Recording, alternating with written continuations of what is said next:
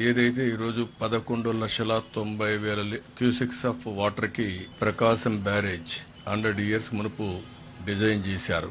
అయితే ఈరోజు 11,43,000 cusecs of water వచ్చింది. ఆ తర్వాతనే అనేక ప్రాజెక్టులు కట్టారు. పైన నాగార్ సాగర్ గాని, Pulichintala, Srisailam, జోరాల, Almatti, so many projects వచ్చాయి. ఈ రోజు ఉన్నటువంటి వాతావరణ మార్పుల్లో ఎక్కడైతే క్లౌడ్ బరస్టింగ్ కావడం, విపరీతమైన వర్షాలు పడడం, 2 రోజుల్లో 40 సెంటీమీటర్ల వర్షపాతం పడింది. ఇక్కడ 40 సెంటీమీటర్లు అంటే మనం ఊహించుకోవాల్సిన అవసరం ఉంది. అంత పెద్ద ఎత్తున పడింది. ఇదే కాకుండా పైన కృష్ణా నది పరివాహక ప్రాంతం అంతా కూడా పెద్ద ఎత్తున వర్షాలు పడ్డాయి.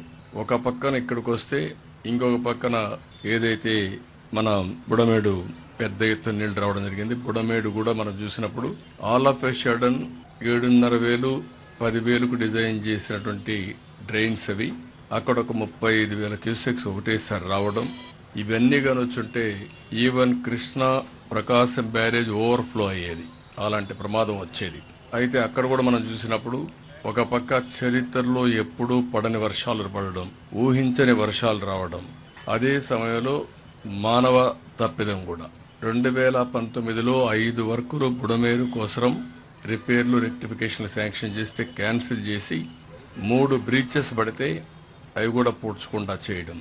ఒక పక్క ఇది ఒక ఫ్లాష్ ఫ్లడ్స్ ఇక్కడ రావడం, ఒక పక్కన కృష్ణానదిలో పెద్ద వర్షాలు రావడం, దానివల్ల పెద్ద డివాస్టేషన్ జరిగింది.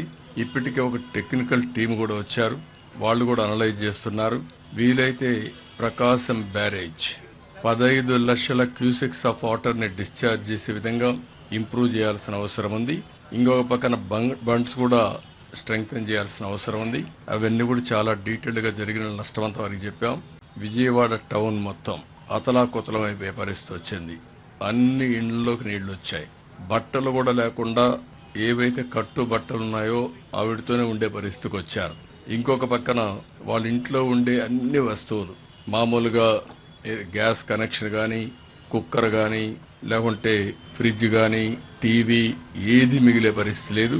వాళ్ళకుండే వాహనాలు కూడా ఒక స్కూటరో కారో లేకపోతే ఇంకోటి ఉంటే అవి కూడా దెబ్బతిన్నాయి. అన్ని ఎక్స్ప్లెయిన్ చేశాం. కేంద్రానికి రిపోర్టులు పంపిస్తున్నాం. ఈ రోజు బ్రీచ్ ని క్లోజ్ చేయడానికి ఆర్మీ కూడా వస్తున్నారు.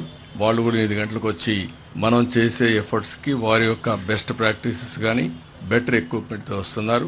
ఎన్ని ప్రయత్నాలు చేయాలనో అన్ని ప్రయత్నాలు చేస్తున్నాం. అన్ని విషయాలు కేంద్ర మంత్రి గారు చూశారు. నేను ఎప్పటికప్పుడు మీకు ఎక్స్ప్లెయిన్ చేస్తున్నాను. ఈ విల్ ఎక్స్ప్లెయిన్ నౌ. ఆయన మిగిలిన డీటెయిల్స్ చెప్తారు. దాన్ని బేస్ చేసుకుని మనం మాట్లాడుకుందాం. आंध्र प्रदेश में विजयवाड़ा में अभूतपूर्व संकट की स्थिति है। ऐसा पहले कभी देखा नहीं गया। एक साथ 400 मिलीमीटर बारिश और उसके कारण जल प्रलय की स्थिति उत्पन्न हुई। बुड़मेरू में कई ब्रीच हो जाने के कारण और अनपेक्षित पानी आने के कारण विजयवाड़ा में पानी भरा हुआ है। अभूतपूर्व संकट की स्थिति है। लेकिन मैं आंध्र प्रदेश के मुख्यमंत्री और देश के सम्मानीय नेता श्रीमान चंद्रबाबू नायडू गारू जी को इस बात के लिए धन्यवाद दूंगा कि वो और उनकी पूरी टीम 24/7 यही उनका सेक्रेटरिएट बना लिया कलेक्ट्रेट को और 24 घंटे काम कर रहे हैं। जब से ये संकट की स्थिति पैदा हुई, प्रदेश की सरकार ने सीएम साहब के नेतृत्व में दिन और रात काम किया और केंद्र ने भरपूर सहयोग किया। एनडीआरएफ की टीमें यहां काम कर रही है लगातार। एयरफोर्स के, नौसेना के हेलीकॉप्टर्स जितने मांगे गए,